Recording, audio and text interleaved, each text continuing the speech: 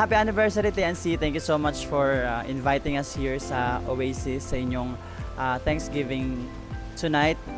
And yun, maraming salamat sa TNC and KWC Karaoke World Championship for giving me the chance to be in the grand finalist of Karaoke World Championship Philippines 2024 and as your first runner-up. Thank you so much po sa experience at sa The New Channel. Thank you so much po sa mga experience namin itong mga nakaraang Karaoke World Championship dito sa Manila.